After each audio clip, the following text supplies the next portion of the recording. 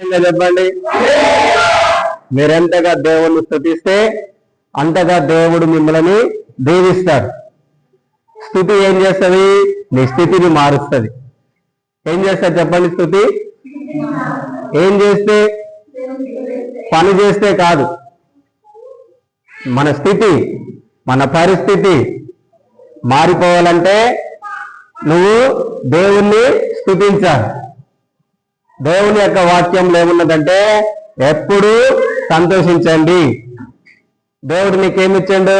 సాతానుని జయించే అధికారం ఇచ్చాడు. ఏమిచ్చాడు నీకు దేవుడు? అందరు చెప్పండి నోటితో, ఏమిచ్చాడు దేవుడు నీకు? హల్లెలూయా. సాహిత్యానికి భయపడకూడదు. దేవుని యొక్క వాక్యంలో దేవుడు ఎప్పుడైనా మీరు సాతానికి భయపడమని చెప్పలేదు, కానీ దేవుని యొక్క వాక్యంలో ఏముందంటే సాతానుని ఎదిరించండి, అప్పుడు వాడు మీ ఎద్దరి నుంచి పారిపోతాడు. ఎవరిని ఎదిరించాలి మీరు? సాతాను అంటే మీకున్న శ్రమలు, మీకున్న కష్టములు, ఇబ్బందులు, ఇంకా ఏదైనా కావచ్చు, దానిని దేవుడు ఏం చేయమంటున్నాడు? ఎదిరించండి. అవి మీతోనే ఉంటాయని చెప్పట్లేదు. అవి ఏమైపోతాయి? మీ ఎద్దరి నుండి పారిపోతాయి. ప్రేమ మనుషుల ప్రేమ కంటే కూడా బలమైనది,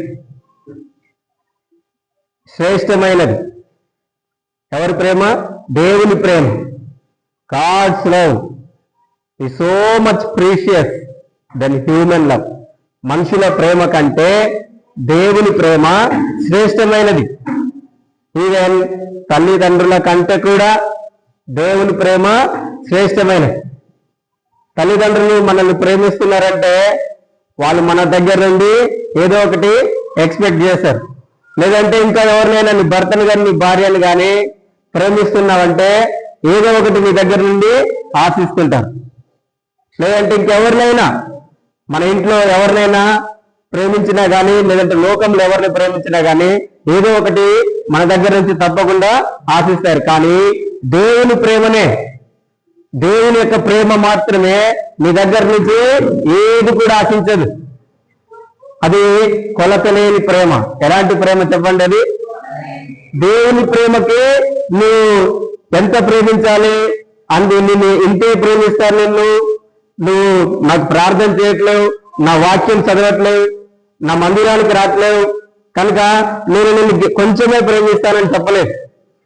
దేవుని యొక్క వాక్యంలో ఉన్నదంటే దేవుడు లోకముని ఎంతో ప్రేమించను. దేవుడు దేనిని ప్రేమిస్తున్నాడు? లోకముని. లోకములో ఉన్న వ్యక్తులని దేవుడు ప్రేమిస్తే నువ్వు క్రీస్తులోనికి వచ్చినావు, క్రీస్తుని నమ్ముకున్నావు, క్రీస్తు రక్తంలో కడగబడ్డావు. దేవుడు నిన్ను ఎలా ప్రేమిస్తాడు చెప్పండి?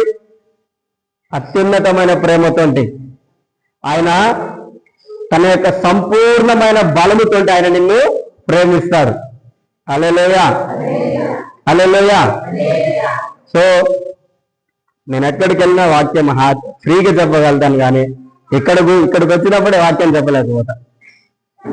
ఎక్కడికి నేను వేరే హైదరాబాద్కి వెళ్ళినా, ఇంకా వేరే ఎక్కడికి వెళ్ళినా దేవుని యొక్క వాక్యము వాళ్ళు ఆసక్తి కనిపిస్తుంటారు వాక్యం వినటానికి. మన దగ్గర మాత్రము ఎప్పుడు ఏంటి, మధ్యరాత్రి 12ంటికి లేస్తే ఎట్లా ఉంటుంది మీ ఫేస్? మధ్యరాత్రి 12ంటికి లేస్తే ఎట్లా ఉంటుంది మీ ఫేస్? యాక్టివ్గా ఉంటుందా? సేమ్ ఎప్పుడు చూసినా అదే విధంగా ఉంటారు. ఎప్పుడు చూసినా అదే విధంగా ఉంటారు. కారణం ఏంటో నాకు అర్థం కాదు. మీలో మార్పు రావట్లేదా? అర్థం కావట్లేదు. లేదంటే మీరు వాక్యము సరిగ్గా వినట్లేదా? అర్థం కావట్లేదు. ఏం చేస్తారు అనేది అర్థం కావట్లేదు. ఇబ్బంది పెడుతుంటారు ప్రతిసారి. దేవుని యొక్క వాక్యం వినటానికి ఆసక్తి ఉండాలి. హల్లెలూయా. నేను ఎన్ని వారాలైంది ఇక్కడికి రాక? చాలా రోజులే. నేను ఈరోజు అనుకున్నాను చాలా మంది వస్తారేమో అనుకున్నా, కానీ ఈరోజు వాళ్ళందరికీ వాళ్ళ బిజినెస్, వాళ్ళ సొంత పనులు. పోయిన ఆదివారం నేను ఒక మెసేజ్ చెప్పిన, ఆ మెసేజ్ వినండి. దేవుడు నిన్ను ఆశీర్వదించాలంటే ఆదివారం కూడా మనం పని చేసుకోవాలన్నా? దేవుడు ఏ రోజైనా సరే ఆదివారం నువ్వు ఆరాధిస్తలేవు దేవుణ్ణి, ప్రతిరోజు దేవుణ్ణి ఆరాధిస్తురా? ప్రతి రెగ్యులర్ గా ఒక్కరోజు కూడా మిస్ కాకుండా దేవుణ్ణి ఆరాధిస్తలేడు. కనీసం దేవుణ్ణి ఆరాధించే అందరూ వచ్చి ఈ రోజు అయినా వస్తే నేను అనుకున్నాను ఈ రోజు అంతా చర్చ నిండు ఉంటుందేమో అనుకున్నా కానీ, ఎందుకంటే ఈరోజు సండే, అదేవిధంగా ఎండాకాలం ఏం పనులు లేవు కదరా, సో అందరూ వస్తారు అనుకున్నాను. కానీ సో ఈ రోజు కూడా వాళ్ళ సొంత పనులు చూసుకుంటున్నారు. ఇది దేవుని దృష్టిలో మంచిది కాదు. సో దేవుని యొక్క వాక్యంలో నుండి నేను 2 విషయములని మీకు తెలియజేస్తాను. సో ఈ 2 విషయంలో మీరు జాగ్రత్తగా వినండి. కొద్దిసేపు మాట్లాడకండి, పిల్లల్ని పట్టుకోండి, అటు ఇటు కదలేకండి, ఉన్నదే కొద్ది మంది, జాగ్రత్తగా మీరు మాట్లాడితే నాకు మెసేజ్ డిస్టర్బెన్స్ అవుతుంది, చెప్పబుద్ధి కాదు. ఇది ఎట్లా ఉందంటే, ఒకసారి నేను ఇంగ్లీష్లో వాక్యం చెప్తున్నా, ఒక సిస్టర్ నాకు ట్రాన్స్లేషన్ చేస్తుంది. నేను చెప్పే మెసేజ్ వేరే విధంగా ఉంటుంది, ఆమె ట్రాన్స్లేషన్ చేసేది వేరే విధంగా ఉంటుంది. నేను ఎంత ట్రై చేసినా నేను చెప్పేది ఆమె చెప్పలేకపోతున్నాను. అప్పుడు నేనేం చేసినా, నా మెసేజ్ నేను చెప్పిన, ఆమె మెసేజ్ ఆమె చెప్పింది. నేను చెప్పేది నేను చెప్పిన, ఆమెకు అర్థమైంది, ఆమె చెప్పింది. ఇప్పుడు ఎట్లా ఉన్నది, నేను చెప్పేది నేను చెప్పిన, మీరు చేసేది మీరు చేస్తున్నారు, మీకు ఇష్టం వచ్చినట్టు చేస్తున్నారు. అప్పుడు ఏమవుతుంది, ఆమె నేను ఎంత ట్రై చేసినా, నేను చెప్పండి సిస్టర్ అన్నా కానీ ఆమె ట్రై చేస్తుంది, కానీ ఆమె ఏం చేస్తుంది, నన్ను కన్ఫ్యూజ్ చేస్తుంది. నేను దేవునికి ప్రేయర్ చేసినప్పుడు వచ్చిన మెసేజ్ ని నేను చెప్పలేకపోతున్నా. కారణం ఏంటిదంటే, నెక్స్ట్ ఆమె చెప్పే వర్డ్ నేను అన్నట్టు చెప్పట్లేదు. అప్పుడు ఏమైతుంది, డిస్టర్బెన్స్ అయిపోతుంది. అదేవిధంగా మీరు కూడా దేవుని యొక్క వాక్య ప్రకారం మీ జీవితం లేదనుకో, ఏమైపోతుంది, మీ లైఫ్ అంతా డిస్టర్బెన్స్ ఉంటుంది. చాలా మందికి ఎందుకు హ్యాపీగా ఉండలేకపోతున్నారు, ఎందుకు ఇబ్బంది పడుతున్నారు, కారణం ఏంటిదంటే మీ యొక్క లైఫ్ ఏ విధంగా లేదు, చెప్పండి, దేవుని యొక్క వాక్యానికి అడ్జస్ట్ కావట్లేదు. ఈ పాత రోజులలో రేడియో ఉండేది. రేడియో ఎంతమంది చూసినారు రేడియో? సో ఇప్పుడు మనకు పాతకాలంలో రేడియోలు ఉన్నాయి, కానీ ఇప్పుడు ఫోన్లు ఎంతమంది దగ్గర ఉన్నాయి? ఫోన్లు అందరి దగ్గర ఉన్నాయా? అందులో రేడియో పెట్టండి, స్టేషన్ ఉంటుంది ఒకటి ట్యూన్, అది 96.5 అట్లాంటివి 95.5 అనేది కరెక్ట్ గా ఆ ట్యూన్ లో పెట్టలేదు అనుకో, ఏమవుతుంది, అని సప్పుడు అవుతుంది. అవునా రాదు? అదేవిధంగా మీ జీవితం కూడా దేవునికి అనుగుణంగా లేదనుకో, మీ జీవితంలో కూడా ఏమిటారు, అంతా ఏమంటది, గలిగింది. ఎప్పుడైతే రేడియో స్టేషన్ కరెక్ట్ గా అవుతుందో ఏమవుతుంది, వాళ్ళు చెప్పే వర్డ్ మంచిగా వినబడతాం. అదేవిధంగా మీ యొక్క జీవితము దేవునితో మంచిగా ఉన్నదనుకో, మీ లైఫ్ స్టేషన్ దేవునితో కనెక్ట్ అయి ఉంటుంది. ఎవరితో కనెక్ట్ అయి ఉంటుంది మీ లైఫ్? ఎవరితో కనెక్ట్ అయి ఉంటుంది చెప్పండి? నేను చెప్పినప్పుడు ఎవరితో చెప్పండి, బొమ్మలాగా ఉండదు.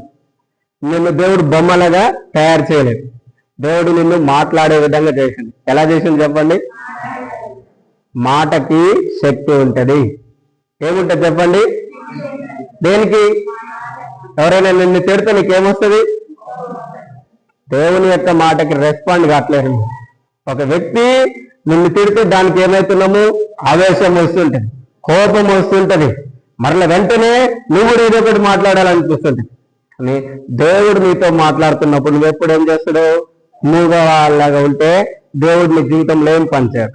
హల్లెలూయా. గట్టిగా 2 చేతులు చెప్పండి, మళ్ళీ చెప్పండి, పక్క వారిపై చెప్పండి, నన్ను డిస్టర్బ్ చేయకండి. చెప్పండి, ఈరోజు నేను వాక్యం వినడానికి వచ్చాను. దేనికి వచ్చారు చెప్పండి, మీ పక్క వారికి చెప్పండి. వెరీ గుడ్, ఓకే, హల్లెలూయా. సరే, ఈరోజు నేను చెప్పాలనుకుంటున్నటువంటి మెసేజ్ మీకోసమే. మీరు వింటే మీ లైఫ్ అనేది బాగుపడుతుంది. సో ఈరోజు నేనేం చెప్పాలనుకున్నంటే, దేవుని ప్రేమ తల్లిదండ్రుల ప్రేమ కంటే, తండ్రి కాదు, తల్లి ప్రేమ కంటే శ్రేష్టమైనది. నేను నిన్నటి దినమున ప్రేయర్ చేసిన, ఈ రోజున ప్రేయర్ చేసిన, దేవా నేను ఏం మెసేజ్ చెప్పాలని నేను అసలు ఇక్కడ చెప్తాను అనుకోలేదు, ఇక్కడ మెసేజ్ చెప్పాలనుకోలేదు. అని దేవుడు చెప్పిన మెసేజ్ ఏంటిదంటే తల్లి ప్రేమల గురించి దేవుడు చెప్పమని చెప్పాడు పరిశుద్ధాత్మగా. నేనేం చెప్పిన మొట్టమొదటిగా ఈ లోకంలో ఎవరి ప్రేమనైనా ఏదన్నా ఒకటి మన నుండి ఆశిస్తుంది, దేవుని ప్రేమ మాత్రం నీ నుండి ఏది కూడా ఆశించదు. ఎందుకంటే ఆయనే మనల్ని ప్రేమిస్తున్నారు. ఎవరు? చూడండి, మొదటి యోహాను సువార్త, మొదటి యోహాను పత్రిక 3వ అధ్యాయము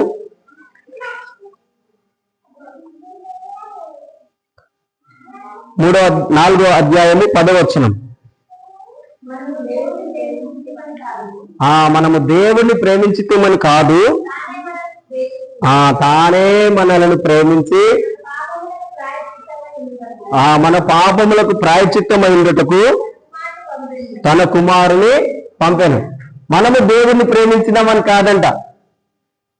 నేను దేవుణ్ణి ప్రేమిస్తున్నాను కనుక అందుకనే యేసయ్య నా కొరకు సిలువేయబడ్డాడు కాదు. దేవుడే మొట్టమొదటిగా నిన్ను ప్రేమిస్తున్నాడు. ఎవరైనా ఈ లోకంలో నన్ను ప్రేమించట్లేరు, మా అమ్మ ప్రేమిస్తలేడు, మా నాన్న నన్ను ప్రేమిస్తలేడు, లేదంటే ఇంకెవరైనా నన్ను ప్రేమిస్తున్నారు అని చెప్పడానికంటే ముందు నువ్వు ఎక్కడి నుంచి వచ్చినావు? నువ్వు దేవుని దగ్గర నుండి వచ్చినావు. నేను సృష్టించిన సృష్టికర్తే చెప్తాడు. ఏమంటున్నాడు? నేను నిన్ను ప్రేమిస్తున్నాను. ఎవరు నిన్ను ప్రేమిస్తున్నారు చెప్పండి, అందరు చెప్పండి. ఎవరు నిన్ను ప్రేమిస్తున్నారు? నువ్వు దేవుని ప్రేమిస్తున్నావా? మరి దేవుని ప్రేమిస్తున్నావా? దేవుడు ఏమంటున్నాడు? నువ్వు నన్ను ప్రేమించినవని కాదు. నేను మొట్టమొదటి ఏమో చెప్పిన, దేవుడు కొలతలేని ప్రేమ. దేవుని ప్రేమ ఎలాంటి ప్రేమ? కొలతలేనిది. నువ్వు దేవుని మందిరానికి వస్తేనే నేను నిన్ను ప్రేమిస్తాను, నువ్వు నా వాక్యం చదివితేనే నేను నిన్ను ప్రేమిస్తాను అని దేవుడు చెప్పట్లేడు. దేవుడు ఏం చెప్తున్నాడు? నేనే నిన్ను ప్రేమిస్తున్నాను. హల్లెలూయా. ఎవరు నిన్ను ప్రేమిస్తున్నది? మొట్టమొదటి చెప్పండి. దేవుడు నిన్ను ప్రేమించి నువ్వు మంచిగా ఉండాలని, నువ్వు అన్ని విషయంలో వర్ధిల్లాలని దేవుడి యొక్క వాక్యాన్ని నీకు ఇచ్చి ఉన్నాడు. ఈ వాక్యాన్ని నీకు దేవుడు ఇచ్చి ఉన్నాడు. ఈ వాక్యమును అనుసరించి మనం నడుచుకుంటే మన జీవితము వర్ధిల్లుతుంది. మన జీవితం ఏమవుతుంది? వర్ధిల్లుతుంది. ఈరోజు నేను ఒక ఇద్దరిని గురించి చెప్తాను. మనందరికీ తెలిసినటువంటి వ్యక్తులే, కొత్త వ్యక్తులేం కాదు. ఈ రూతు గ్రంథము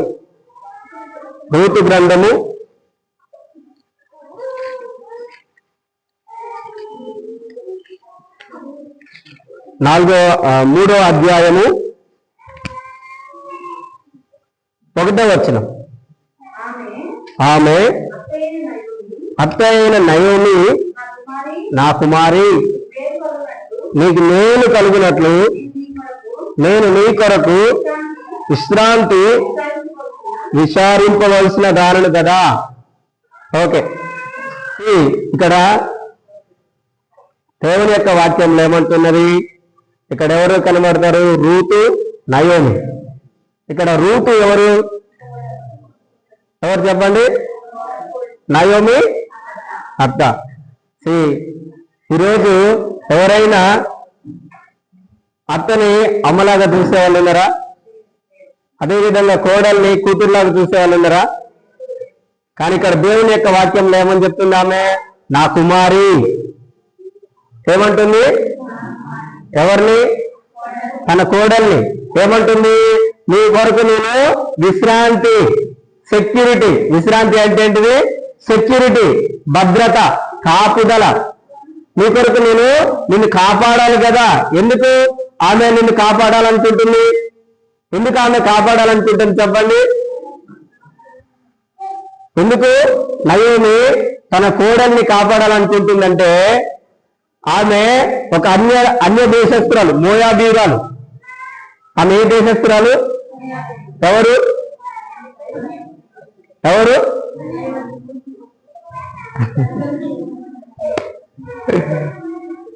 ఎవరు మోయాబీ దేశస్తురాలు చెప్పండి, అందరు చెప్పండి. ఎవరు? రూతు. ఏ దేశస్తురాలు ఆమె? ఏ దేశస్తురాలు? భారతదేశమా? శేషము గుడమా? ఏ దేశము? మోయాబు దేశము. ఆ మోయాబు దేశస్తురాలైనటువంటి రూతు ఏం చేసింది? నయోమి యొక్క కొడుకుని పెళ్లి చేసుకుంది. కానీ నయోమి ఏం చేసింది? దేవుని మందిరమును విడిచిపెట్టి, దేవుని సన్నిధిని విడిచిపెట్టి, దేవుని ప్రజలను విడిచిపెట్టి ఆమె ఏం చేసింది? అన్య దేశంలోకి వెళ్ళిపోయింది. దేవుడు ఎక్కడైతే నిన్ను దీవిస్తాడో అక్కడే నీకు ఆశీర్వాదం ఉంటుంది. కానీ ఏమేం చేసింది? దేవుని బిడ్డలను శ్రమలు రాగానే, దేవుని నమ్ముకోగానే ఏ వ్యక్తికైనా శ్రమ వస్తుందనుకో వెంటనే ఏం చేస్తారు?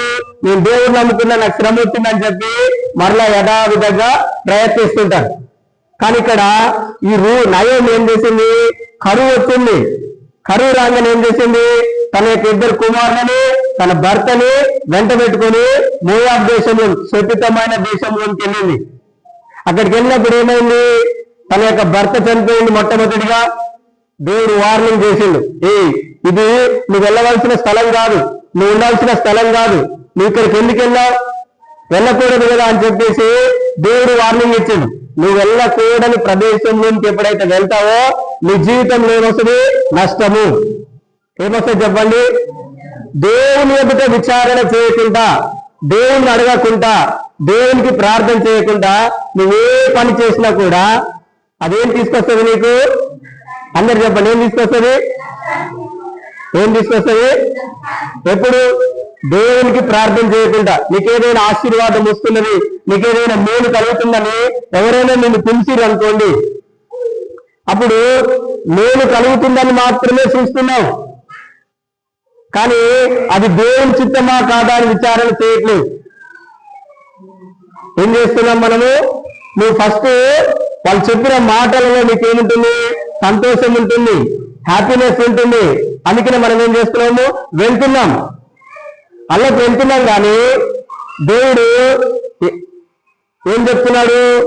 కేవలము నువ్వు వాళ్ళిచ్చే ఆశీర్వాదాలను మాత్రమే చూడకూడదు. నువ్వు దానికంటే ముందు దేవునికి ప్రార్థన చేశాడు, ప్రభువా ఇది నీ చిత్తమేనా, నేను ఇక్కడికి వెళ్ళాలా వెళ్ళకూడదా? ఈమె నయోమి ఏం చేసింది? దేవుణ్ణి ఒక్కసారి కూడా అడగలేదు. ఆమెకి వెంటనే నేను మోయాబు దేశంలోకి వెళ్ళాలి అని ఒక నిర్ణయం తీసుకుంది. అందరితో వెళ్ళిపోయింది. మొట్టమొదటిగా తన యొక్క భర్త చనిపోయింది. అప్పుడైనా తను అనుకోవాలి వార్నింగ్, హెచ్చరిక. అది కూడా మర్చిపోయి ఏం చేసింది? అక్కడనే నివసించింది, అక్కడనే ఉన్నది. కొన్ని సంవత్సరములైన తర్వాతకి తన యొక్క పెద్ద కుమారుడు చనిపోయింది. అప్పుడు కూడా తనకేమి కలగట్లేదు, ఆలోచన రావట్లేదు. తర్వాతకి ఇంకొన్ని సంవత్సరములైన తర్వాతకి తన చిన్న కుమారుడు కూడా చనిపోయింది. పిల్లలు లేరు. ఏమైపోయారు? ఆ భర్త చనిపోయిండు, తన 2 కుమారులు చనిపోయారు. వాళ్ళకి పెళ్లిళ్ళు చేసింది, కానీ వాళ్ళకి పిల్లలు కూడా పుట్టలేరు. ఆఖరికి 3 కోల్పోయిన తర్వాతకి ఆమె అంటున్నది, అప్పుడు దేవుని జ్ఞాపకం చేసుకుంటుంది. అప్పుడు ఏం చేస్తుంది? దేవుని జ్ఞాపకం చేస్తుంది. ఏమంటున్నది? దేవుడు నాకు మధురం. నయోమి అంటే అర్థం ఏంటిది? మధురం, స్వీట్. నా పేరులో ఉన్నంత మధురము నా జీవితంలో లేదు. ఎక్కడ లేదంటే ఆమె పేరులో ఉన్నంత మధురము ఆమె జీవితంలో లేదు. కనుక నన్ను నయోమి అని పిలవకండి, నన్ను ఏమని పిలవండి? మారా, చేదు. ఎవరు కలుగజేసిరు ఆమె జీవితంలో మారా? దేవుడు కలుగజేసిందా? దేవుడు చెప్పిందా? మన జీవితంలో కూడా చేదు, మన జీవితంలో కూడా తప్పు, మన జీవితంలో కూడా దుఃఖము, మన జీవితంలో కూడా వేదన ఎందుకు వస్తుందంటే మనం దేవునికి ప్రార్థన చేయకపోవడం వలన, దేవుని యొక్క వాక్యం చదవకపోవడం వలన, దేవుని యొక్క అడగకపోవడం వలన నీ జీవితంలో, నా జీవితంలో ఏం కలుగుతున్నాయి? దుఃఖం వస్తుంది. నువ్వు దేవుని అడిగితే, నువ్వు దేవుని ప్రార్థన చేస్తే, ఇప్పుడు మిగతా వాళ్ళందరూ అక్కడనే ఉన్నారు, ఇజ్రాయెల్ ప్రజలందరూ. కానీ వాళ్ళు 10 సంవత్సరములు దేవుని కొరకు ఎదురు చూస్తున్నారు. ఈమె 10 సంవత్సరములు అక్కడికి వెళ్ళిపోయింది. 10 సంవత్సరములలో అంతా కోల్పోయి ఏమంటుంది? నన్ను మధురము అని పిలవకండి, ఏమని పిలవండి? మారా. నన్ను ఏమని పిలవండి? మారా అని పిలవండి. కానీ ఈ 10 సంవత్సరములలో ఆమె చేసిన ఒకే ఒక మంచి పని ఏంటిదంటే, ఆమె ఎప్పుడు కూడా దేవుని మర్చిపోలేదు. దేవుని గురించి తన యొక్క కోడళ్ళిద్దరికీ చెప్పింది. తన కోడలు ఇద్దరికి చెప్పింది, కానీ అందులో ఒక్క కోడలు మాత్రము దేవుని మాట వినలేదు. హల్లెలూయా. ఏ మాట వినలేదు? దేవుని మాటలు వినలేదు. ఒక ఆమె దేవుని మాట విన్నది. ఆమె ఏమన్నది? దేవుని మాట విని ఆమె దేవుని మాట విని ఏం చెప్తున్నది చెప్పండి?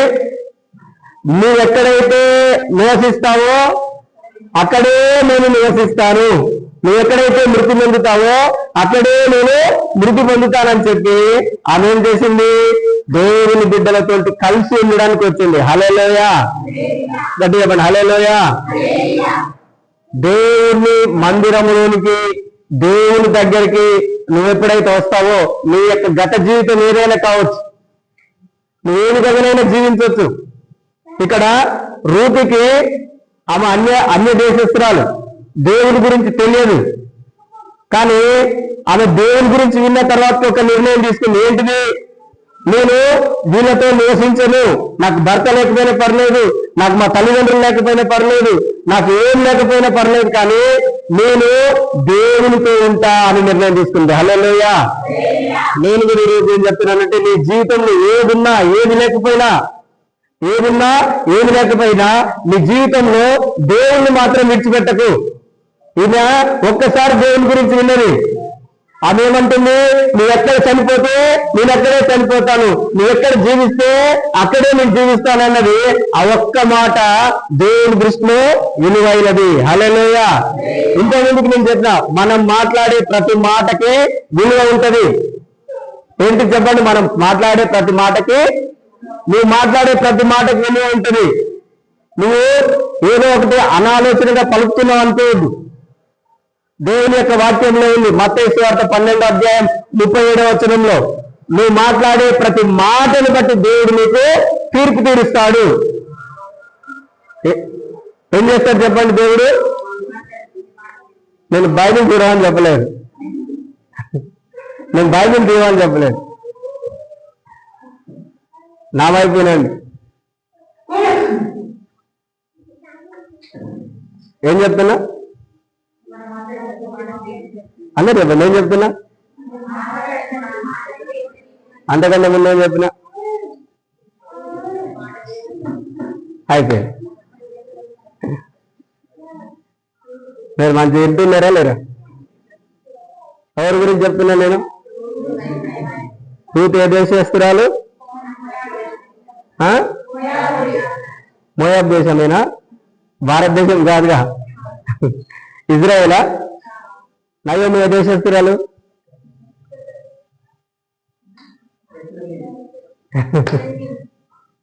నయోమి ఏ దేశస్తురాలు? చూడండి, మీరు పరలోకానికి వెళ్తారా? చెప్పండి, వెళ్తారా? దేవుని యొక్క వాక్యం చదవట్లేరు, దేన్ని బట్టి అర్థమవుతున్నాయి. ఓకే, నువ్వు మాట్లాడే ప్రతి మాటకి ఏముంటది? శక్తి ఉంటది. దేవుడు అందుకనే అంటున్నాడు, ఏమంటున్నాడు? నువ్వు మాట్లాడే ప్రతి వ్యర్థమైన మాటను గురించి, అది ఎవరితో మాట్లాడినా, మనం మన అత్తమామలతో మాట్లాడినా, మన భర్తతో మాట్లాడినా, మన భార్యతో మాట్లాడినా, మన పిల్లలతో మాట్లాడినా, ఎవరితో మాట్లాడినా, లోకంలో నువ్వెవరితో మాట్లాడినా, నువ్వు మాట్లాడే ప్రతి మాటను బట్టి దేవుడు నీకు తీర్పు అనేది తీరుస్తాడు. నువ్వెలా మాట్లాడుతున్నావు?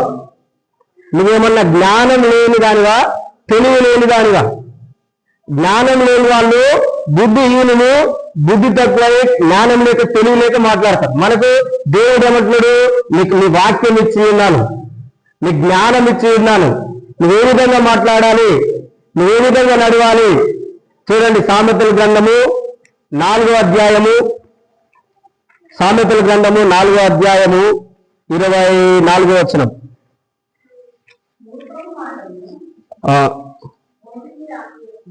కాదురా, 5వ అధ్యాయము 21వ వచనం. నరుని మార్గములను యెహోవా ఎరుగును, వాని నడతలన్నిటినీ ఆయన గుర్తించును. చూడండి, దేవుడు అంటున్నాడు, ఏమంటున్నాడు? నరుని మార్గం, నీ మార్గం ఎలా ఉన్నది? నువ్వు ఎలా నడుస్తున్నావు? ఏ విధంగా జీవిస్తున్నావు? నీ బ్రతుకు ఏ విధంగా ఉన్నది, నువ్వు దేనికి ఎక్కువ సమయం ఇస్తున్నావు, నువ్వు ఎవరితో అధికంగా మాట్లాడుతున్నావు, ఎవరికి తెలియదనుకోవద్దు. నేను మాట్లాడే మాటలు, నేను జీవిస్తున్నాను, నేను లోపల ఏమనుకుంటున్నా, నా మైండ్లో ఏమనుకుంటున్నా, నేను పక్కవారితో ఏ విధంగా మాట్లాడుతున్నాను, లేదంటే నా గురించి పక్కవారి గురించి తీసుకుని నేను ఏం చెప్తున్నా, కొండెంగాలు చాడీలు గుసగుసలు ఏం మాట్లాడుతున్నా ఎన్నంట దేవుడంట గుర్తిస్తున్నాడంట. ఏం చేస్తున్నాడు దేవుడు చెప్పండి, అందరు చెప్పండి, ఏం చేస్తున్నాడు దేవుడు? నువ్వు ఇదే తెలియకుండా నువ్వు మాట్లాడితే నీ జీవితంలో డేంజర్ చూస్తావు. చాలా మందికి శరీర నొప్పులు అని అంటారు, నడుము నొప్పులు అంటారు, కాళ్ళ నొప్పులు. కారణం ఏంటి తెలుసా? మనం మాట్లాడే మాటలను బట్టి రోగాలు వస్తాయి. దేన్ని బట్టి రోగాలు వస్తాయి చెప్పండి? నువ్వు మాట్లాడే చెడు మాట్లాడితే నీ జీవితంలో చెడే కనిపిస్తుంది. మోకాళ్ళ నొప్పులు దేనికి వస్తాయంటే ఎవరి యొక్క శరీరంలోనైతే మత్సరము, ఎవరి యొక్క హృదయంలోనైతే కుళ్ళు, ఎవరి యొక్క జీవితంలోనైతే అపవిత్రత ఉంటారో వాని ఎముకలకు ఏమొస్తుంది? నొప్పులు వస్తాయి. సామెతల గ్రంథం 14వ అధ్యాయంలో ఉంటాయి, తర్వాత చదవండి. అదేవిధంగా 3వ అధ్యాయంలో ఉంటే చూడండి, యెహోవా యందు భయభక్తులు కలిగి చెడుతనమును విడిచిపెట్టుము అంటున్నాడు. చెడుతనమును విడిచిపెడితే చూడండి 3వ అధ్యాయము 7వ వచనంలో ఏమున్నది? అనుకొనవద్దు, యెహోవా యందు భయభక్తులు కలిగి చెడుతనం విడిచిపెట్టుము, అప్పుడు నీ ఎముకలకు చాలా మంది ఎముకలకు బలహీనం కావడానికి కారణము, చాలా మందికి అనారోగ్యం రావడము. దేవుని బిడ్డలకు అసలు నొప్పులు అనేవి రాకూడదు, దేవుని బిడ్డలకు అనారోగ్యం అనేది రాకూడదు. కానీ ఇక్కడ నీ దేహంలో ఆరోగ్యం పోతున్నది, నీ యొక్క శరీరము యవ్వనంగానే ఉన్నావు. కనీసం 50 సంవత్సరాలు కూడా నీకు రాలేదు, 55 సంవత్సరాలు కూడా రాలేదు. 60 సంవత్సరాలు వస్తేనే బైబిల్ ఏమని చెప్తుందంటే వాళ్ళని కొంచెం వయసు అయిన వాళ్ళు అంటారు. 60 సంవత్సరాలు ఉంటేనే, 60 సంవత్సరాలు లేకపోతే బైబిల్ ఒప్పుకోదు. నువ్వు యవనస్తుడివి. నువ్వు ఎవరు చెప్పండి, అందరూ చెప్పండి, ఎవరు మీరు? మీ యొక్క శరీరంలో చెడుతనం ఉంటే మీ యొక్క శరీరానికి ఏమొస్తాయి? అనారోగ్యము, శరీరంలో కాళ్ళ నొప్పులు వస్తుంటాయి అన్నమాట. పాస్టర్ దగ్గరకు వచ్చి నాకు ప్రార్థన చేయి, నా శరీరంలో నొప్పులు ఉన్నాయంటే మీరు ప్రార్థన చేసినా కానీ ఆ నొప్పి అనేది పోదు. ఎప్పుడు పోతుంది తెలుసా? ఫస్ట్ మీ యొక్క హృదయంలో ఉన్న చెడుతనం తొలగించుకున్నప్పుడు. ఏం తొలగించుకున్నప్పుడు? దేవుడే చెప్తున్నాడు మీ యొక్క హృదయంలో నుండి చెడుతనాన్ని తొలగించుకో. ఒకవేళ నువ్వు చెడుతనం ఉంటే ఇప్పుడు దేవుడికి ప్రార్థన చేసి నన్ను క్షమించు ప్రభు అంటే దేవుడు నిన్ను క్షమిస్తాడు. అప్పుడు నీ ఎముకలకు ఆరోగ్యం ఇస్తాడు. హల్లెలూయా. ఎలాంటి ఆరోగ్యం ఇస్తాడో తెలుసా? పక్షిరాజు లాంటి యవ్వన బలమును ఇస్తాడు. ఎలాంటి ఆరోగ్యం వస్తుంది? పక్షిరాజు లాంటి యవ్వన బలం వస్తుంది. దేవుని యొక్క వాక్యంలో నేనేం చెప్తున్నాను, మీరు మాట్లాడే ప్రతి మాటను బట్టి నువ్వు వాళ్ళ దగ్గరికైనా వెళ్ళి ఒకరి సంగతిని ఇంకొకరితో చెప్తుంటే, ఒకరి సంగతిని ఇంకొకరితో చెప్తుంటే ఆటోమేటిక్ గా నేను చెడుతనము, విషము అనేది క్రియేట్ అయ్యి నీ శరీరంలో ఇంకిపోయి నీకు వారిలో ఉన్న శ్రమలన్నీ నీలోకి వస్తాయంట. ఇతరుల గురించి నువ్వు ఏదైతే మాట్లాడుతుంటావో అది నీలో కనబడుతుంటది. కారణం ఏంటిదంటే నోటి మాట. హల్లెలూయా. చెప్పండి హల్లెలూయా. విశ్వసించిన దానికనే నువ్వు మాట్లాడుతున్నావు అన్నది దేవుని యొక్క వాక్యం. నువ్వు ఏదైతే విశ్వసిస్తున్నావో అది చెడైనా మంచైనా మొట్టమొదటిగా ఆ మాటలు నీలోకి వచ్చాయి, విశ్వాసం వచ్చింది. ఆ విశ్వాసం వచ్చిన మాటను పక్క వారికి తీసుకొని వెళ్తున్నావంటే ఆల్రెడీ వారిలో ఉన్న శ్రమ నీలోకి వచ్చింది, వారిలో ఉన్న చెడు, వారిలో ఉన్న ఇబ్బంది అంతా నీలోకి వచ్చింది. కనుకనే నువ్వు విశ్వసించినావు, కనుకనే నేను మాట్లాడుతున్నావు. నువ్వు విశ్వసిస్తున్నావు, నువ్వు మాట్లాడే మాట నమ్ముతున్నావు. నమ్ముతున్నావు కనుకనే నీకేమైతుంది? ఇబ్బంది వస్తుంది. హల్లెలూయా, గట్టిగా చెప్పండి హల్లెలూయా, హల్లెలూయా. ఇక్కడనే ఉన్నారా? అర్థమవుతుందా నేను చెప్పేది? ఈ నయోమి ఏం చేసింది? ఎక్కడికి వెళ్ళింది ఆమె? ఎక్కడికి వెళ్ళింది నయోమి? ఏమైంది అక్కడికి వెళ్ళాక? శ్రమలు, కష్టములకి. దేవుడు నమ్ముకున్నాను చెప్పి నీకు ఏదైనా చిన్న నొప్పి, చిన్న బాధ, ఇబ్బంది రాగానే దేవుని మీద నాకు ఏంటిది ఎప్పుడో ఒకసారి ఆదివారం వెళ్తులే అని చెప్పేసి పనికి వెళ్ళిపోయినా అనుకో, ఇక్కడ ఈమెకి ఏమైంది?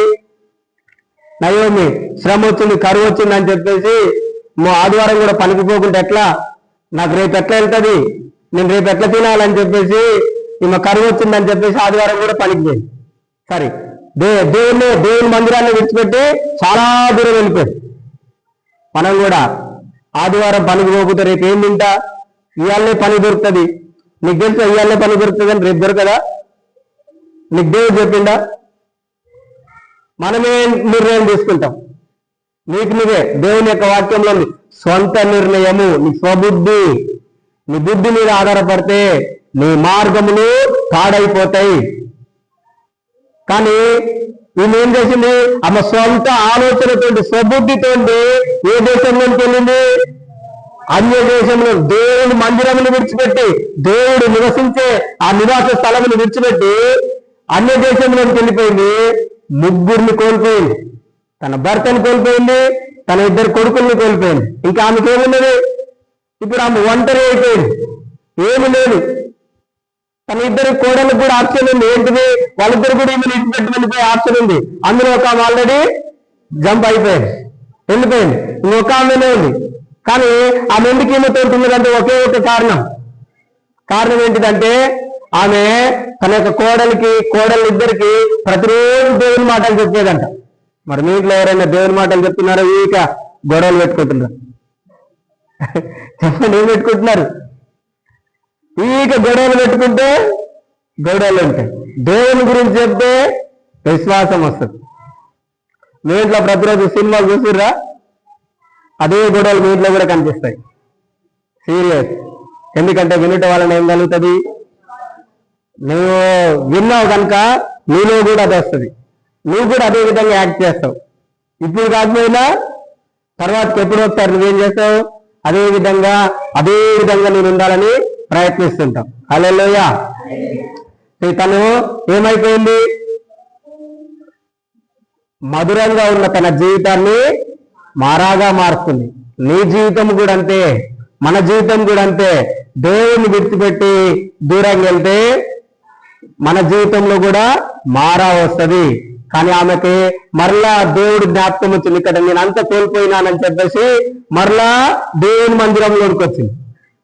దేవుని దగ్గరికి ఎవరైనా వస్తే ఆయన ఎన్నడూ కూడా ఆయన నాలో నుండి వెళ్ళిపోవాలన్నాడు. ఎప్పుడు కూడా నిన్ను బయటికి తెరేసాను. దేవుడు మరలా ఆమెని ఏం చేసిండు? ఆశీర్వదించడం మొదలుపెట్టిండు. హల్లెలూయా, హల్లెలూయా. తను ఇప్పుడు 2 కుమారులను కోల్పోయింది, తన భర్తను కోల్పోయింది. కానీ దేవుడు ఆమెకి కోడలు లాంటి కూతురుని ఇచ్చిండు. ఆ కూతురు ఆమెతో వచ్చింది.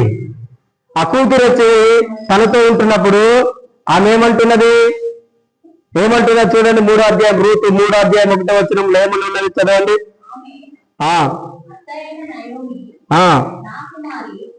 చూడండి. నా కుమారి, నీకు మేలు కలిగినట్లు నేను నీ కొరకు విశ్రాంతి.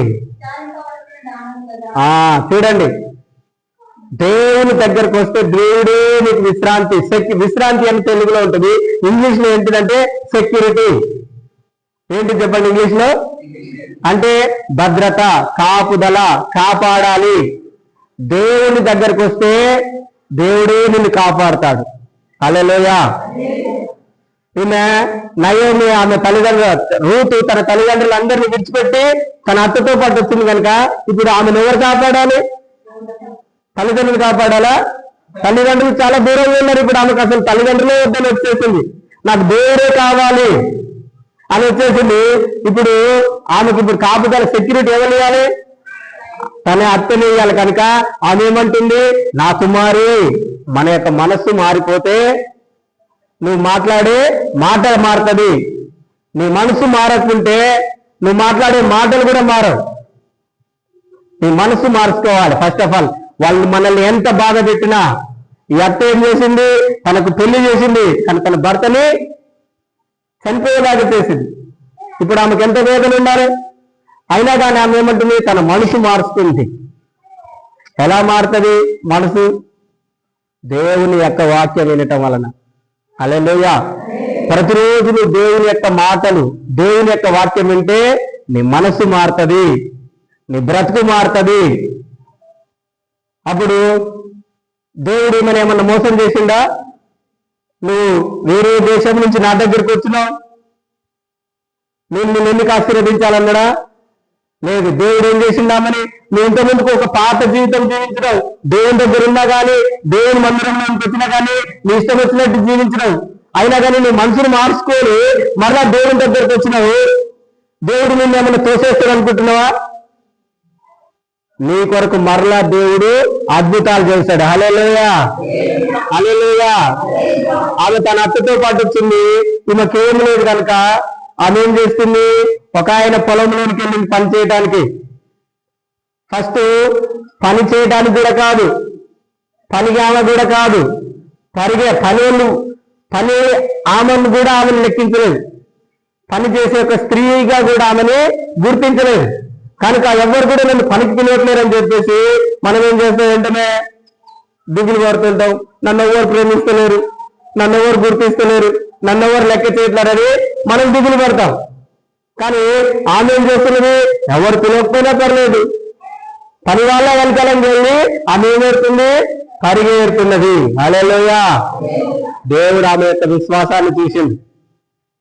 నీకు కూడా ఏం లేకపోయినా దేవుణ్ణి అడుగు. నీకేం లేకపోయినా దేవునికి ప్రార్థన చేయి. నీ యొక్క హృదయాన్ని మార్చుకొని, నీ మనసుని మార్చుకొని దేవునికి ప్రార్థన చేయి. అప్పుడు దేవుడు ఏం చేస్తాడు, నిన్ను ఆశీర్వదిస్తాడు. హల్లెలూయా. ఏం చేస్తాడు దేవుడు చెప్పండి? నిన్ను ఎప్పుడు? నీ మనసు మార్చుకున్నప్పుడు. ఎప్పుడు నిన్ను ఆశీర్వదిస్తాడు చెప్పండి? ఎప్పుడు? నా వైపు చూసి చెప్పండి. ఎప్పుడు ఏమైతుంది నీ మనసు మారినప్పుడు? ఏమైతుంది నీ మనసు మారినప్పుడు? దేవుడు నిన్నేం చేస్తాడు చెప్పండి? నీ మనసు మారినంత వరకు మనం ఎంత ప్రార్థన చేసినా, మనం ఎంత దేవుని మందిరంలోకి వచ్చినా, నేనెంత దేవుని యొక్క వాక్యం చదివినా కూడా ఏమైతుంది? ఆశీర్వదించబడను. నా మనసు మారినప్పుడే చెప్పండి, నా మనసు మారినప్పుడే నేను ఆశీర్వదించబడతాను. మనసు మారకుంటే హల్లెలూయా. ఒక పాట పాడండి, ఏదన్నా ఒక పాట పాడండి. హోల్కి రావట్లేదా?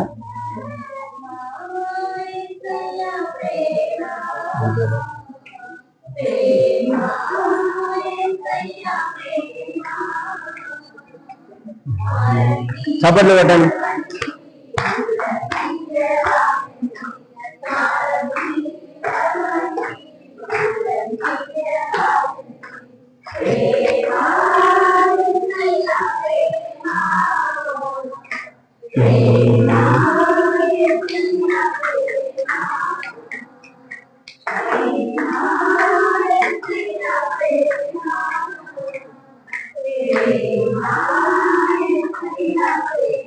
హల్లెలూయా. రెండు చేతులకు చెప్పండి హల్లెలూయా. రెండు చేతులు ఉన్న వాళ్ళతో చెప్పండి హల్లెలూయా. దేవుడు మీకు రెండు చేతులు ఇచ్చి ఆశీర్వదించి ఉన్నాడు. హల్లెలూయా. సరే, ఏం చెప్తున్నా, రూతుని ఏమి లేకపోయినా ఆమె యొక్క హృదయంలో దేవుడు ఉన్నాడు, దేవుని విశ్వసించింది. నన్నెవరు పనికి పిలవట్లేదు కదా అని చెప్పేసి ఆమె ఇంట్లోనే కూర్చోలేదు. ఆమె ఏం చేస్తుంది, విశ్వాసంతో బయటకు వెళ్ళింది, విశ్వాసంతో ప్రార్థన చేసుకుని వెళ్ళింది. ఏ పొలానికి వెళ్ళాలి, ఎవరి పొలంలోనికి వెళ్ళాలి, చాలా పొలాలు ఉన్నాయి, కానీ ఆమె విశ్వాసంతో ఒకరి పొలంలోనికి వెళ్ళింది. ఆ పొలంలోనికి వెళ్ళి పరిగెడుతున్నది. పరిగెడుతుంటే ఆ పొలం యొక్క యజమాని వచ్చిండు. ఆ పొలం యొక్క యజమాని వచ్చి ఏమంటున్నాడు? 2వ అధ్యాయం చూడండి, 2వ అధ్యాయము 2వ అధ్యాయము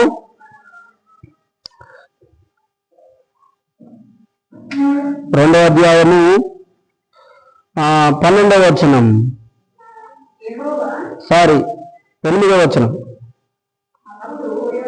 అప్పుడు బోయజు రూతుతో, నా కుమారి, నా మాట వినుము, వేరొక పొలములో ఏరుకొనుటకు పోవద్దు, దీనిని విడిచిపోవద్దు, ఇచ్చట పనికత్తెల వద్ద నిలకడగా ఉండుము.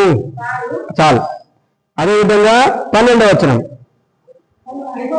యెహోవా నువ్వు చేసిన దానికి ప్రతిఫలమిచ్చును, ఇశ్రాయేలీయుల దేవుడైన యెహోవా రెక్కల క్రింద సురక్షితంగా ఉండినట్లు నీవు వచ్చితివి. ఆయన సంపూర్ణమైన బహుమానం ఇచ్చునని ఆమెకు ఉత్తరం ఇచ్చాను. హల్లెలూయా. చూడండి, ఆయన ఏమంటున్నాడు? బోయజు వచ్చి రూతుతో ఏమంటున్నాడు? వేరొకరి పొలంలోనికి వెళ్ళకు. ఇంకేమంటున్నాడు? నువ్వు ఇశ్రాయేలీయుల దేవుని యొక్క రెక్కల క్రింద జీవించడానికి వచ్చి ఉన్నావు కనుక ఆయనే నీకు సంపూర్ణమైన బహుమానం ఇస్తాడు. హల్లెలూయా. దేవుని యొక్క మందిరంలోనికి ఎవరో ఒకరు నిన్ను చెప్పారు కనుక నేను వచ్చినానని వస్తే నీకు ఆశీర్వాదం కాదు. నీ అంతటా నీవే విశ్వాసముతో దేవుని యొక్క మందిరంలోనికి వస్తే ఆయన నీకేం చేస్తాడు? సంపూర్ణమైన బహుమానం ఇస్తాడు. హల్లెలూయా. ఎలాంటి బహుమానం ఇస్తాడు దేవుడు నీకు? అందరు చెప్పండి, 3 సార్లు చెప్పండి. ఎలాంటి బహుమానం ఇస్తాడు? ఎలాంటి బహుమానం చెప్పండి? ఎలాంటి బహుమానం ఇస్తాడు? ఎలాంటి బహుమానము? ఎలాంటి బహుమానము ఎవరిస్తారు నీకు? ప్రతిరోజు చెప్పండి, దేవుడు నాకు సంపూర్ణమైన బహుమానము ఇస్తాడు. కారణం ఏంటిదంటే నేను ఆయన రెక్కల క్రిందికి వచ్చి ఉన్నాను. హల్లెలూయా. కీర్తన 91 అధ్యాయంలో ఉంటుంది, మహోన్నతుని చాటున నివసించేవాడే సర్వశక్తిని నీడను విశ్రమించేవాడు. అదేవిధంగా కీర్తన 23 అధ్యాయం 1వ వచనంలో ఉంటుంది, యెహోవా నా కాపరి, నాకు లేని. నువ్వు ఎవరి దగ్గరికి వచ్చినావు? ఏ కాపరి దగ్గరికి వచ్చినావు? దేవుడి దగ్గరికి వచ్చినావు. ఆయన నిన్ను ఎక్కడ నడిపిస్తాడు? పచ్చిక గల చోట్ల. హల్లెలూయా. ఇప్పుడు ఆమెకు అదే చెప్తున్నాడు, నువ్వు ఇక్కడికి వచ్చి ఉన్నావు కనుక ఇక ఇక్కడనే ఉండు, వేరే పొలంలోనికి వెళ్ళకు, వేరొకరి పొలంలోనికి వెళ్ళకు. ఆమె అక్కడనే ఉన్నది. ఆయన మాట విన్నది. ఆయన మాట విన్నది, ఏమి లేకుండా వచ్చింది.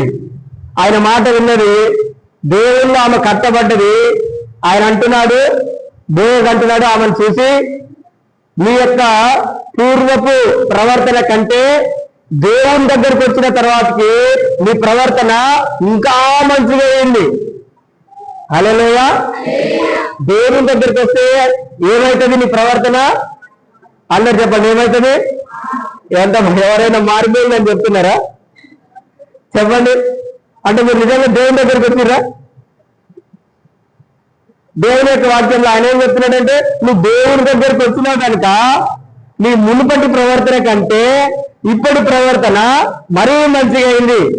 ఇప్పుడు నువ్వు దేవుని నమ్ముకోక ముందుకు నీ ప్రవర్తన ఎట్లా ఉంది అది నీకు తెలుసా తెలియదు? చెప్పండి.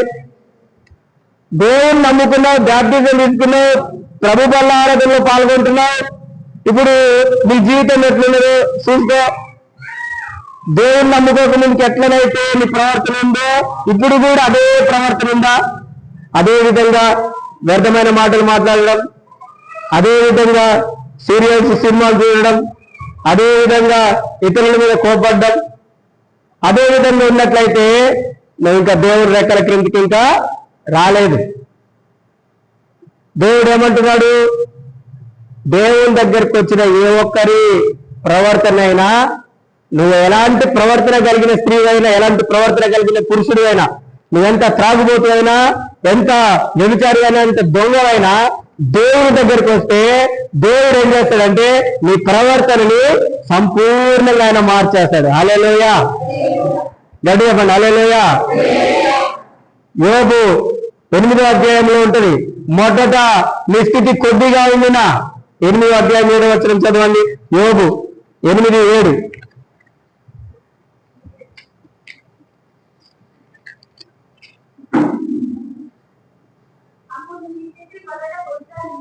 అప్పుడు నీ స్థితి మొదట కొద్దిగా ఉండినను ఆ కుదను నీ మహా అభివృద్ధి నొందడవు. హల్లెలూయా. చూడండి, మొదట నా ప్రవర్తన మంచిగా లేనప్పుడు నేను ఇష్టం వచ్చినట్టు జీవించాను. కానీ ఇప్పుడు నేను దేవుని దగ్గరికి వచ్చిన తర్వాతకి, అందరు నా వైపు చూడండి, నేను దేవుని దగ్గరికి వచ్చిన తర్వాతకి నా ప్రవర్తన దేవుని యొక్క వాక్యానుసారంగా మారిపోయింది. ఎలా మారిపోవాలి నీ ప్రవర్తన? ఇంతకుముందుకు మాట్లాడినట్టు మాట్లాడకూడదు.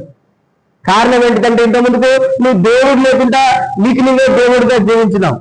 నేను ఏది మాట్లాడితే అదే రైట్, నేను ఎలా జీవిస్తే అదే రైట్ అన్నట్టు జీవించినావు కనుక నీకు ఎలాంటి మార్పు లేదు. కానీ ఇప్పుడు నువ్వు దేవుని దగ్గరికి వచ్చినావు కనుక నీ ప్రవర్తన దేవుని యొక్క వాక్యానుసారంగా మార్చుకుంటే దేవుడు ఏమంటున్నాడు? మొదట ఇప్పుడు నువ్వు నా దగ్గరికి వచ్చినావు కదా, మొదట నీ స్థితి కొద్దిగానే ఉన్నది. అందరూ నిన్ను చూడొచ్చు, నీకేం లేదు, అందరు నిన్ను చూడొచ్చు, నీ దగ్గర ఏం లేదు కదా. కానీ దేవుడు అంటున్నాడు, తుదకి రానున్న రోజులలో, వస్తున్న రోజులలో నువ్వు ఎలా అభివృద్ధి చెందుతావు? మహావృక్షంగా. చెప్పండి ఎలా? అందరు చెప్పండి ఎలా? మహా అనొద్దు, మహా అంత గట్టిగా చెప్పాలి. చెప్పండి. చూడండి, మీ చేయి గిద్దత కూడా పోవట్లేదు. దేవుని యొక్క వాక్యం ఏముంది తెలుసా? నీ నోరు బాగా తెరువు, నేను దానిని నింపాను. దేవుడు ఎలా, దేవుని దగ్గర ఎలా తెరవాలంట? నాకు సారు ప్రభు అని చెప్పొద్దంటే ఎలా చెప్పాలి? దేవుని దగ్గర మహా, దేవుడు ఎలా వర్ధులు చేస్తానన్నాడు? సమృద్ధిగా. దేవుని దగ్గర ఏమున్నది? సమృద్ధి. మనం ఏమో అడుగుతాం? నాకు గిది చాలు ప్రభా, గిద్ది నొప్పి, నాకు ఇది ఒక్కరు తీసేయి, నాకు తలనొప్పి ఇంకా తలనొప్పి ఒక్కరు తీసేయి, నాకు కాళ్ళు నొప్పి ఇంకా కాళ్ళు నొప్పి ఒక్కరు తీసేయి అన్నాడు. హే, దేవుడు ఏమంటున్నాడు అంటే కాళ్ళు నొప్పి మీద నీకు అధికారం ఇచ్చినాను అంటున్నాడు. నీ ఇంకొకరు కాళ్ళు నొప్పి వస్తే నువ్వు వెళ్ళి ప్రార్థన చేయాలి. అది దేవుని యొక్క సమృద్ధి. హల్లెలూయా. వేరే ఒకరికి తలనొప్పి వస్తే నువ్వు వెళ్ళి ఆ తలనొప్పిని బాగు చేయాలి. కడుపు నొప్పి వస్తే నీ కడుపు నొప్పి ఉన్నదా, టాబ్లెట్ వద్దు, మొట్టమొదటిగా నేను ప్రార్థన చేస్తాగు. నీకు నడుము నొప్పులు ఉన్నాయా, వాడు వెయిట్ టాబ్లెట్కి వెళ్ళకు, నేను ప్రార్థన చేస్తాగు. టాబ్లెట్ వేస్తుంటే కిడ్నీల మీద సమస్య వస్తుంది.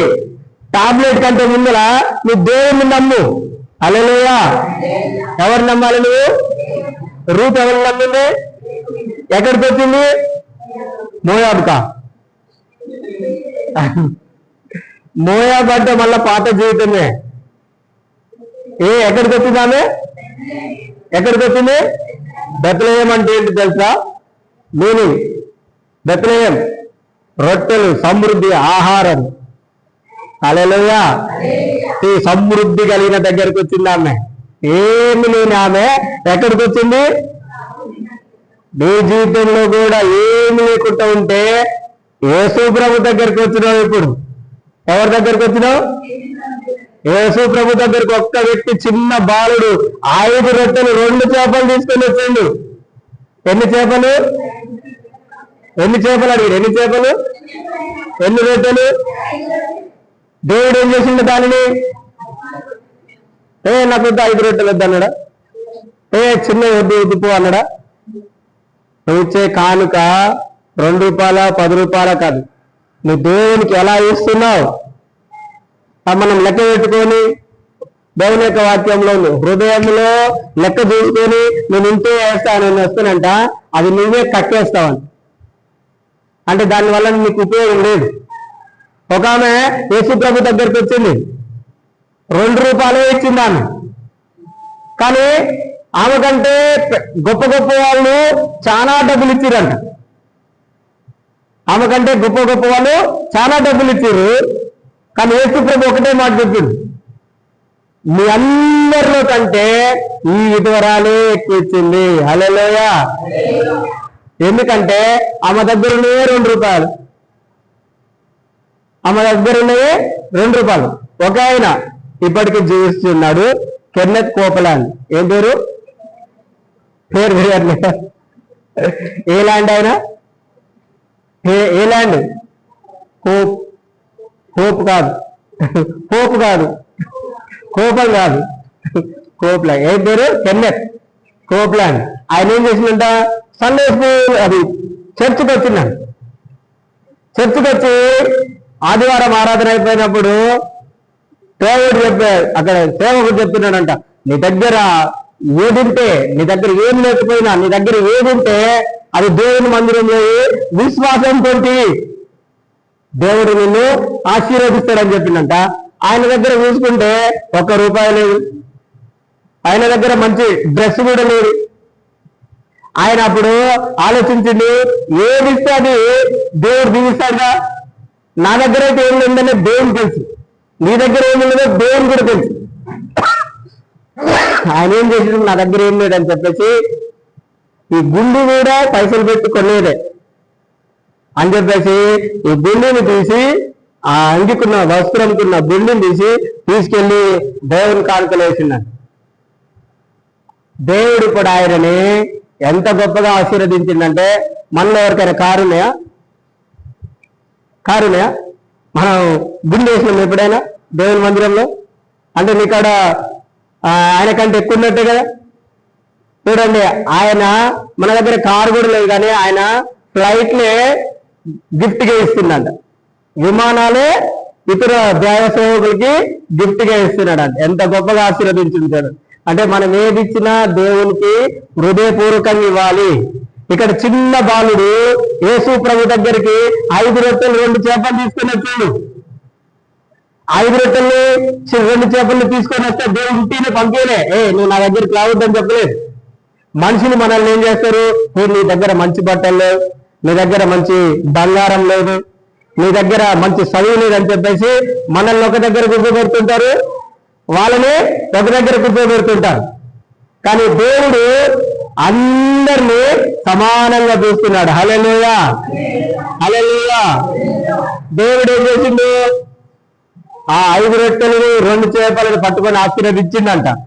ఆశీర్వదించిన తర్వాతకి అక్కడ 5,000 మంది జనాభా వచ్చారు, పురుషులే. మరి స్త్రీలు ఎంతమంది ఉండాలి, వాళ్ళ పిల్లలు ఎంతమంది ఉండాలి? అంతమందికి ఆహారం పెట్టిన తర్వాతకి ఇంకా సమృద్ధిగా 12 గంపలు మిగిలిందంట. హల్లెలూయా. ఎన్ని గంపలు మిగిలింది చెప్పండి? ఎన్ని గంపలు? 12 గంపలు. ఇప్పుడు చిన్న పిల్లవాడు దేవునికి ఇచ్చింది 5 రొట్టెలు 2 చేపలు ఇచ్చిండు, 12 గంపలు మిగిలితే వేస్ట్ చేయలే. యేసుప్రభు ఏం చేసిండు, ఆ 12 గంపలని 12 మంది శిష్యులకు పెట్టింది. శిష్యులు ఎత్తుకోండి, 12 మంది శిష్యులు. 12 గంపలు ఎందుకు మిగిలినాయి? 12 ఎందుకు మిగిలినాయి? 12 మంది శిష్యులు ఉన్నారు కనుక అది తీసుకొని ఎక్కడికి పోయారు? ఎక్కడికి వెళ్ళారు చెప్పండి? మీరేం చెప్తారు చెప్పండి? 12 గంపలు ఎవరి ఇంటికి వెళ్ళి? ఇప్పుడు చిన్న పిల్లవాడు యేసయ్యకు 5 రొట్టెలు ఇచ్చిండు, 2 చేపలు ఇచ్చిండు. ఇప్పుడు ఆ చిన్న పిల్లవాడు యేసయ్య చెప్పిండు, 12 మంది అపోస్తలులు చెప్తుండు, ఈ 12 గంపలు ఎత్తుకొని ఈ చిన్న పిల్లల వెనకాల ఇంటికి వెళ్ళి వాళ్ళ ఇంట్లో పెట్టేసి రండి అని చెప్పిండట. హల్లెలూయా. ఈ 12 మంది పెద్దవాళ్ళు ఎత్తుకొని వస్తుంటే ఈ చిన్నపిల్లవాడు దర్జాగా హాయ్ హల్లెలూయా స్తోత్రం అనుకుంటూ పోతున్నాడు. హల్లెలూయా, గట్టిగా హల్లెలూయా. ఎట్లా పోతుంది? 12 మంది గన్మెన్స్. నువ్వు కూడా దేవునికి ఇచ్చేది కొద్దిగానే, ఎలా ఇస్తున్నావు అనేది కాదు, నీ వెనకాలంగా తర్వాతకి వస్తుంది. అందుకని దేవుని యొక్క వాక్యంలో మత్తయి సువార్త 6వ అధ్యాయం